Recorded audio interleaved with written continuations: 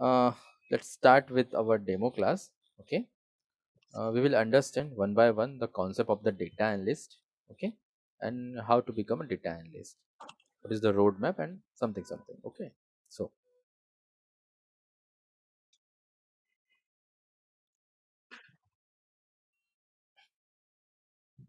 basically, what is our agenda for the today? So agenda is today's for introduction of data analytics, key factor of data analytics, role of the data analyst, why industries using data analytics, how data analytics is related to AI, what is data, what is the type of the data, data collection and data storage, why become data analyst, job roles and job opportunities in various industry, uh, the roadmap of the data analytics, and why choose Sapology. Okay, so let's discuss one by one.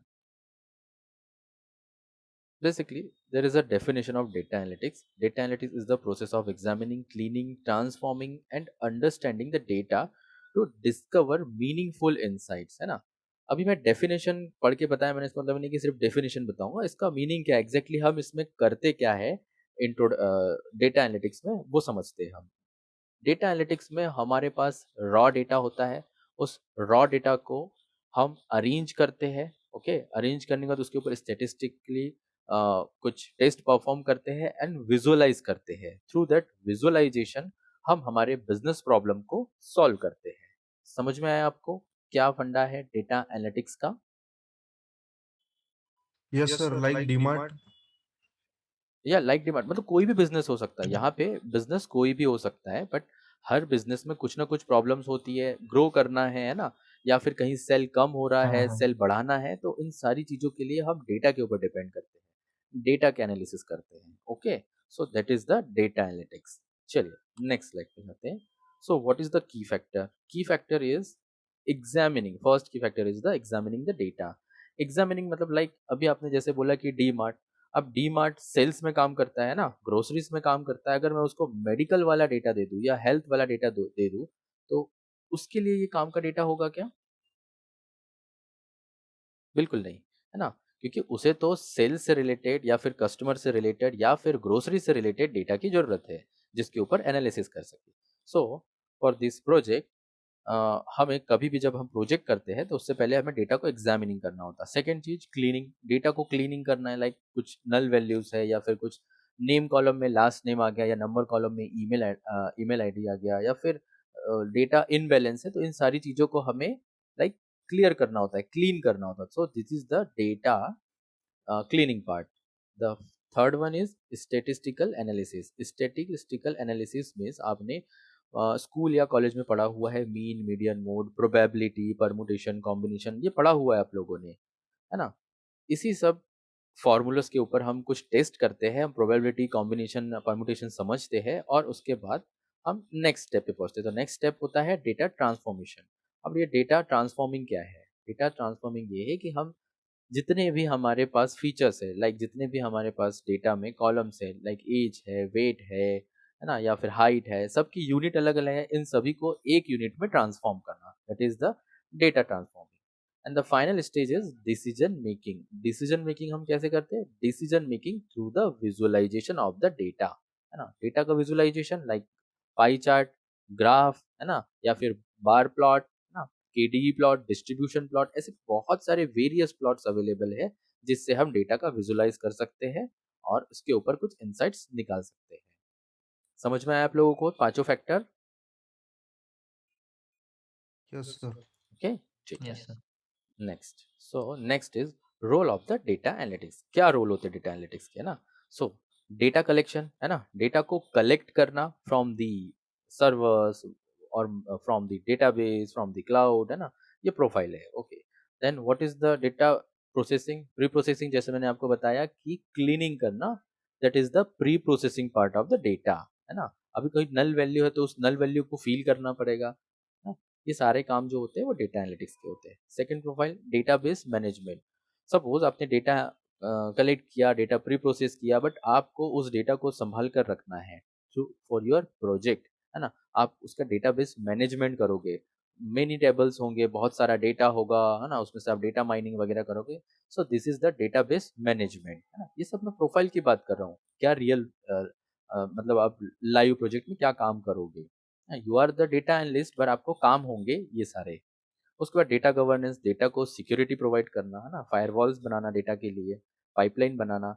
Then finally identifies the pattern. अभी identifies the pattern मतलब जब आप data का visualisation करेंगे through the power BI, Excel और may be tableau, तो आप इसमें से पैटर्न्स को आइडेंटिफाइज करेंगे ताकि आप क्लाइंट को उस पैटर्न्स के अकॉर्डिंग आप उसके बिजनेस प्रॉब्लम को सॉल्व करने के लिए एक्सप्लेनेशन दे पाए। ठीक है। Next one is story telling. अब डेफिनेटली अगर आप किसी क्लाइंट के लिए डेटा एनालिटिक्स कर रहे हैं, डेटा का एनालिसिस कर रहे हैं, तो जो क्लाइंट है वो तो टेक्निकल साइड नॉलेज नहीं रखता है ना, बट डेटा में टेक्निकलिटी जो भी होती है, उस चीज को, जो टेक्निकल चीजें होगी उस चीज को उसे एक्सप्लेन करना होगा।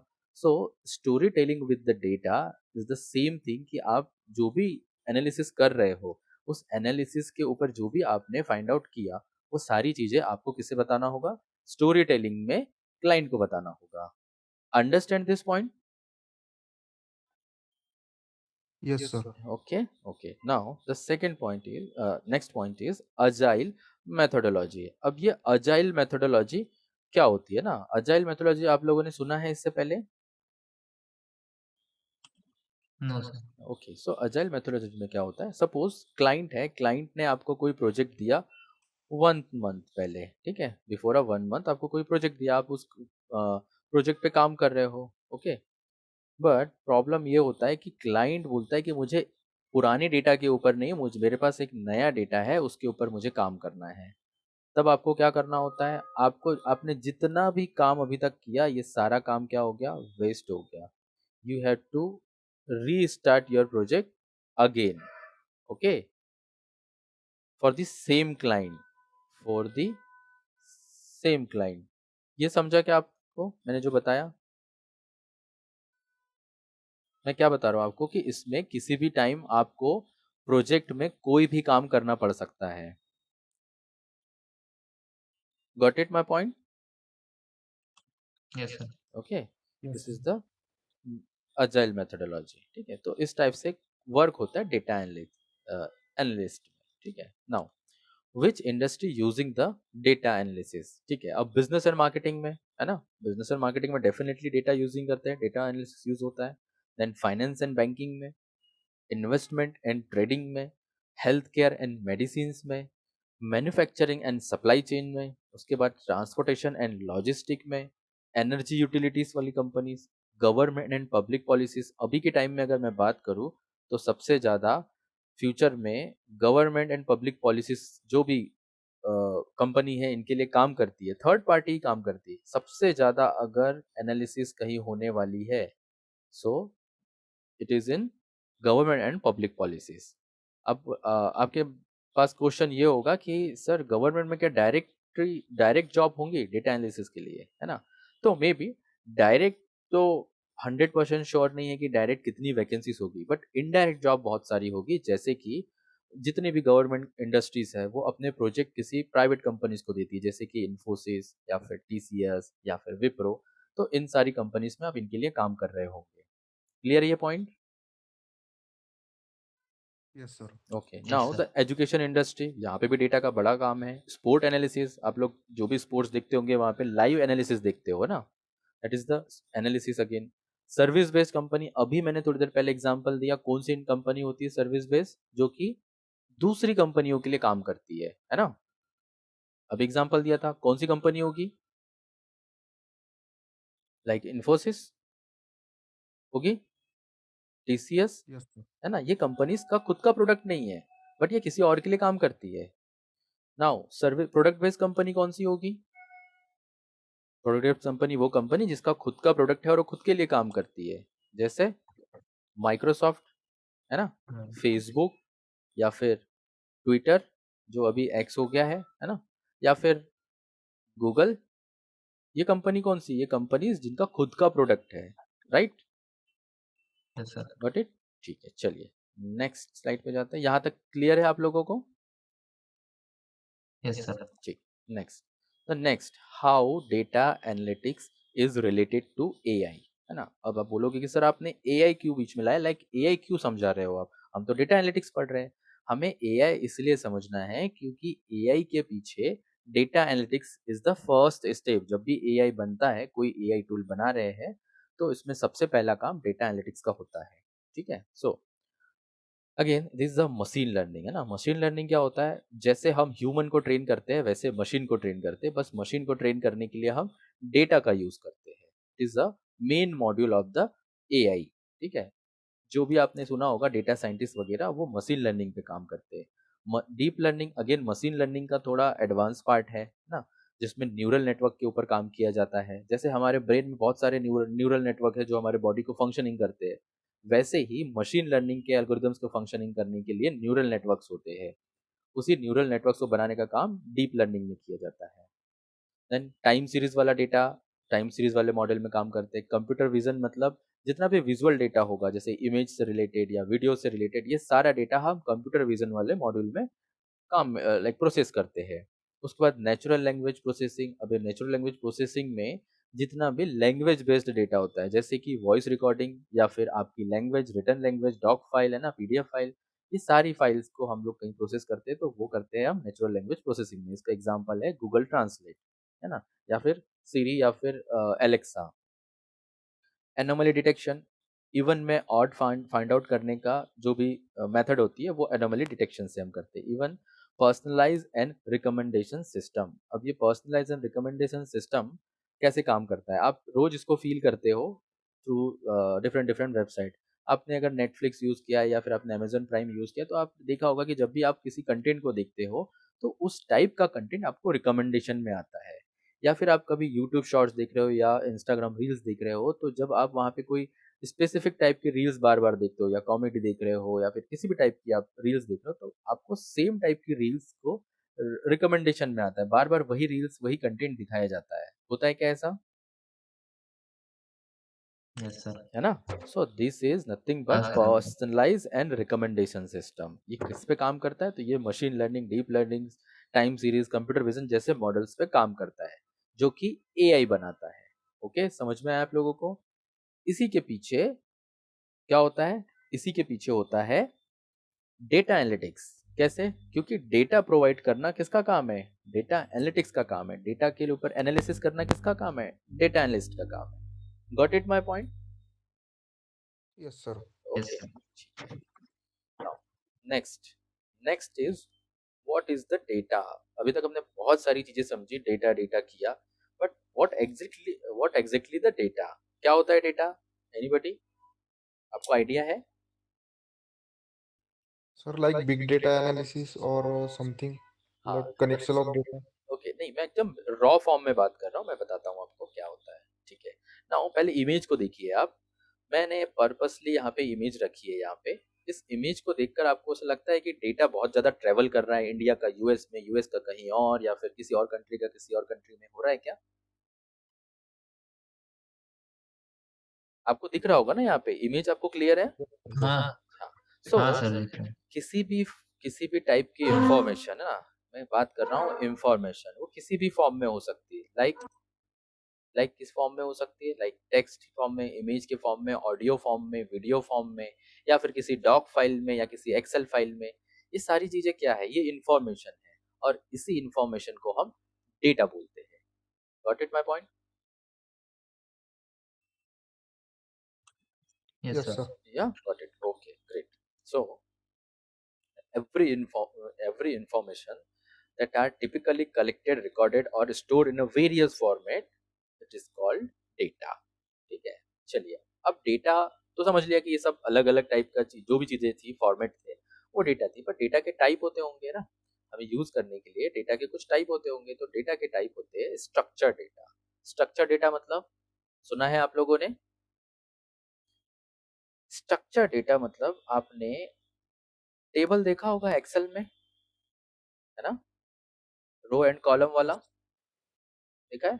सो this is the structure data, yes sir. जहां पे प्रॉपर रो एंड कॉलम में डेटा स्टोर है, that is the structure data. Okay. Again unstructured data क्या, अनस्ट्रक्चर डेटा लाइक आप किसी फोल्डर में आपका फोल्डर होता है ना ऐसे कंप्यूटर में, हाँ फोल्डर में आपने इमेज भी रखी है, आपने लाइक वीडियो भी रखा हुआ है, आपने डॉक फाइल भी रखी हुई है, आपने कोई टेबल लाइक कोई एक्सेल फाइल भी रखी हुई है, आपने सब कुछ रखा हुआ है उसमें। Is the unstructured data. क्या ये डेटा नहीं है? डेटा है, इंफॉर्मेशन है, बट किसी स्ट्रक्चर फॉर्म में नहीं है। Got it? Yes sir okay, next, semi structure. अब स्ट्रक्चर हमने समझ लिया, अनस्ट्रक्चर समझ लिया, सेमी स्ट्रक्चर्ड क्या होता है? देखिए, सेमी स्ट्रक्चर भी स्ट्रक्चर डेटा है, मतलब ये अरेंज तो है बट टेबल के फॉर्म में नहीं है। ये किस फॉर्म में अवेलेबल है? ये या तो फिर डिक्शनरी फॉर्म में अवेलेबल है या फिर जेसन फाइल फॉर्मेट में अवेलेबल है। लाइक एज, नंबर, है ना, ध्यान दीजिए, एज, नंबर, एज, नंबर, ऐसे मल्टीपल रिकॉर्ड्स है मेरे पास। क्या ये टेबल फॉर्म में है? क्या नहीं है, लेकिन अरेंज है ना। हर एक इंसान का डेटा अलग अलग है यहाँ पे। Yes sir. यस, तो इसे हम इजीली कन्वर्ट कर सकते हैं क्या स्ट्रक्चर फॉर्म में? यस, कर सकते हैं। आपको एक क्या करना होगा, आपको एक एज का कॉलम बनाना होगा और एक नंबर का कॉलम बनाना है। आप सारे वैल्यूज इसके नीचे लिख सकते हो, है ना। So this is the same structure data. ठीक है, सो बेसिकली हमारे पास तीन टाइप का डेटा होता है, एक तो स्ट्रक्चर, सेमी स्ट्रक्चर और अनस्ट्रक्चर। हम सबसे ज्यादा काम किस पे करते हैं? स्ट्रक्चर डेटा के ऊपर। ओके, चलिए नेक्स्ट देखते हैं, डेटा कलेक्शन। अब ये डेटा कलेक्शन, जब डेटा है इतना सारा तो कलेक्शन कैसे होता है? तो कलेक्शन होता है सोशल मीडिया से, है ना, like Facebook, Instagram, YouTube, even the websites हो गई, ब्लॉग्स हो गए, वहां से डेटा कलेक्शन होता है। सर्वे एंड डेटा एंट्री से, डॉक्यूमेंटेशन एंड एग्जिस्टिंग रिकॉर्ड्स से, उसके बाद सेंसर का डेटा, हर जगह सेंसर लगा है, आपके फोन में, आपके मोबाइल, आपके लाइक वॉच में, हर जगह सेंसर लगे हुए हैं।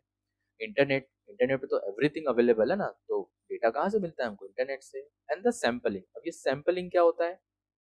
सैम्पलिंग डेटा लाइक, ये मेरा पॉपुलेशन है, suppose it is a population of Nagpur. ठीक है, मैं इस 40 या 50 लाख की पॉपुलेशन को, क्या मैं एक एक घर जाके डेटा कलेक्ट कर सकता हूँ? नहीं कर सकता। बट मैं क्या 40 नागपुर में सपोज अगर 40 एरिया है तो मैं 40 एरिया का सैंपल कलेक्ट कर सकता हूँ, 10-10, 20-20 या 50-50 लोगों का कर सकता हूँ। यस और नो? Yes sir. है ना। So this is the sampling method, है ना। आप जब सैम्पलिंग करते हो तो सैंपल के थ्रू आप पूरे इंटायर पॉपुलेशन के ऊपर एनालिसिस कर सकते हो। एग्जिट पोल होते हैं ना, जब भी इलेक्शंस होते हैं तो एग्जिट पोल होते हैं एग्जिट पोल। ये जो एग्जिट पोल होते हैं वो इसी सैम्पलिंग मेथड का यूज करते हैं एनालिसिस के लिए, कि कौन जीतने वाला है और कौन हारने वाला है। समझ में आप लोगों को? यस सर ओके, नेक्स्ट, अब डेटा कलेक्शन किया तो स्टोर कहाँ करेंगे? तो हम स्टोर करेंगे लाइक डेटाबेस। डेटाबेस सीक्वल और नो सीक्वल। अब ये सीक्वल क्या है? सीक्वल होता है स्ट्रक्चर वाला डेटाबेस। स्ट्रक्चर अभी पढ़ा हमने, जहां पे टेबल फॉर्म में डेटा स्टोर होगा। नो सीक्वल सेमी स्ट्रक्चर्ड वाला डेटाबेस होगा। ओके, सेमी स्ट्रक्चर्ड वाला। समझ में आया आप लोगों को?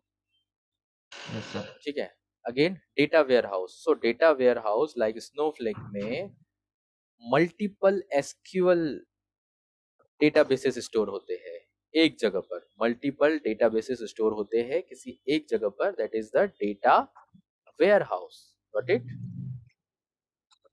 नाउ डेटा लेक क्या होता है फिर? सो मल्टीपल एसक्यूएल और नो एसक्यूएल टाइप का जो डेटा स्टोर होता है, even the unstructured data store होता है किसी एक जगह पर, उसे हम क्या कहते हैं? Data lake.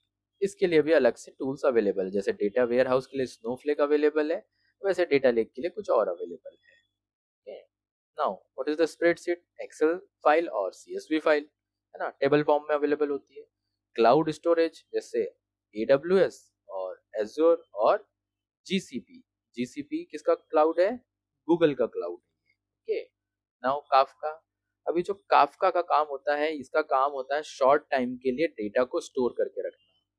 ओके, अब ये शॉर्ट टाइम मतलब क्या? शॉर्ट टाइम मतलब जब सेंसर का डेटा जनरेट होता है ना, ये कंटिन्यूअसली जनरेट होते रहता है। इस डेटा को डायरेक्टली डेटाबेस या डेटा वेयर हाउस में स्टोर करना टिपिकल होता है। Typical in the sense very tough, क्योंकि बहुत सारे सेंसर के साथ आप कैसे एक डेटा को डेटाबेसेस को इंटीग्रेट करोगे। दैट्स व्हाई हम क्या करते हैं, इस लाइक मेथड को छोड़ के सेंसर का डेटा पहले काफका में स्टोर करते हैं, और काफका का डेटा फिर ना हम क्लाउड में कर सकते हैं, या फिर हम डेटा लेक में कर सकते हैं, हम या डेटा वेयर हाउस में, या फिर डेटा बेस में हम स्टोर कर सकते हैं।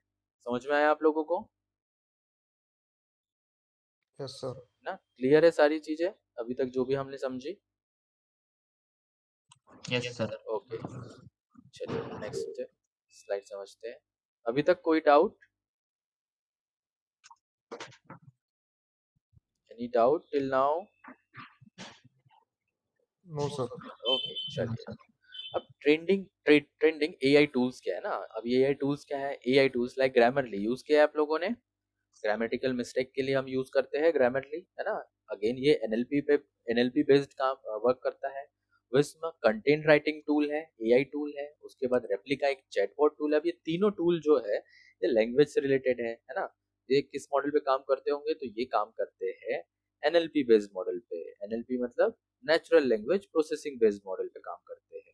ओके, फिर हम आते हैं ऑटो एमएल। ये मशीन लर्निंग की एल्गोरिदम्स बनाने में काम आता है। जो काम हम में भी किसी एल्गोरिदम बनाने के लिए 10 से 20 घंटे लेंगे, ये ऑटो एमएल उसको एकदम विद इन आवर कर देगा हमारे लिए। उसके बाद कैनवा। कैनवा शायद आपको पता हो, ये ग्राफिक डिजाइनिंग टूल है ना? कोर्स ये कंप्यूटर विजन जैसे मॉडल पे काम करता होगा। उसके बाद एलेक्सा। एलेक्सा तो आप जानते ही होंगे ना, क्या है एलेक्सा? वॉइस कमांड पे काम करता है एलेक्सा, हाँ सर, है ना? हाँ। सो ये वॉइस कमांड पे काम करने वाला किस टाइप का डेटा के ऊपर काम करता होगा? लैंग्वेज डेटा के ऊपर, है ना? सो लैंग्वेज डेटा के जब काम करता है, it means it is also NLP based model. And last में आता है चैट जीपीटी। अब ये चैट जीपीटी क्या है? चैट जीपीटी पे हम जो भी स्पेसिफिक क्वेश्चन इससे पूछते हैं उसका स्पेसिफिक आंसर हमको मिलता है, राइट? तो ये मल्टी मॉडल, है ना? मल्टी मॉडल एआई टूल है। Got it my point? Yes समझ सर। आया आप लोगों को, है ना? ये सारी Yes, चीजें मैं sir. आपको इसलिए बता रहा हूँ कि इसके पीछे डेटा है, और डेटा बनाने के लिए या डेटा का एनालिसिस करने के लिए डेटा एनालिटिक्स होते हैं। ठीक है, चलिए नेक्स्ट समझते हैं कि why become data analyst. So first, diverse opportunity. जैसे मैंने अभी आपको थोड़ी देर पहले बताया कि यहाँ पर आप किसी भी इंडस्ट्री में जा सकते हो, या there is a no limit for the industry. Okay, high demand है ना? That's why you guys are here. And easy for even non IT, है ना? Easy for even non IT background.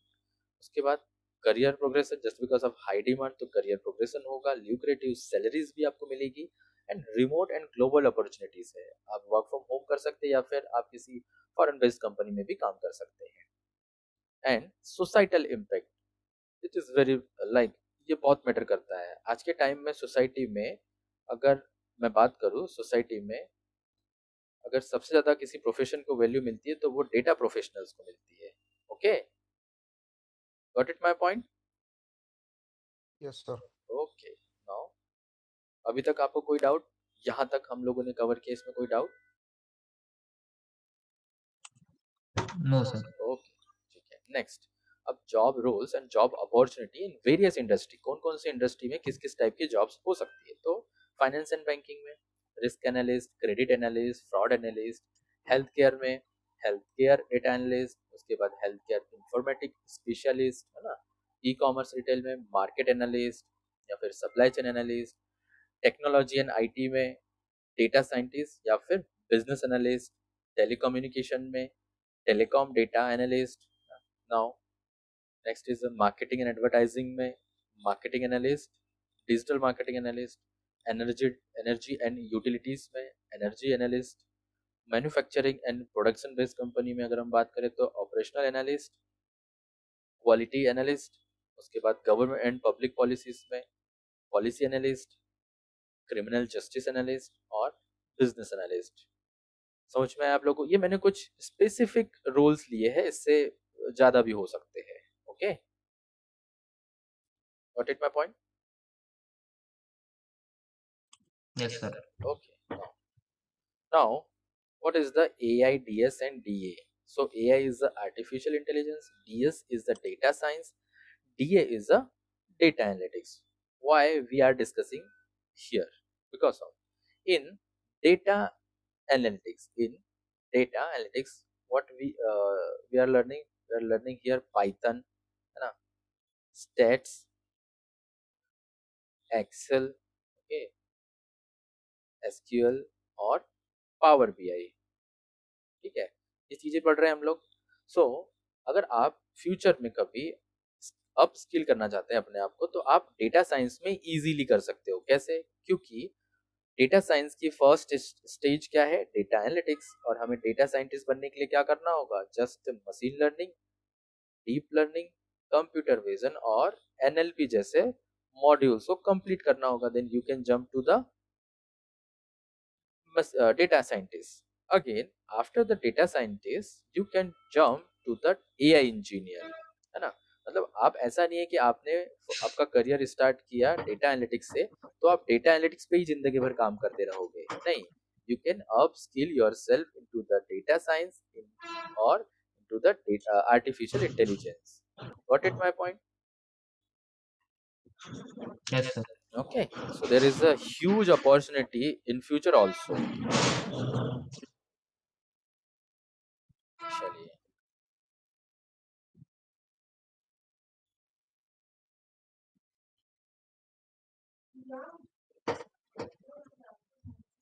now what is the roadmap to become a data analyst?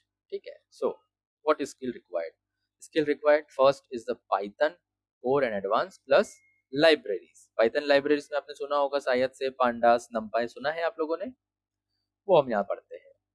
उसके बाद statistics जो आपने schools में की है, like mean, median, mode, centre tendency. उसके बाद probability, permutation, combination and distribution. उसके बाद advance Excel. Excel data modification के काफी इंपॉर्टेंट टूल है, तो एडवांस एक्सेल पढ़ना होता है. डेटाबेस में आप सीक्वल, स्ट्रक्चर डेटाबेस पढ़ते हैं जैसे कि माई सीक्वल. ओके. उसके बाद मशीन लर्निंग के कुछ बेसिक कॉन्सेप्ट होते हैं. यहाँ पे इंटायर मशीन लर्निंग नहीं पढ़नी है, हमको बेसिक कॉन्सेप्ट समझने हैं for the interview. Okay, for the interview purpose. And उसके बाद visualisation tool like Power BI और टेबल्यू.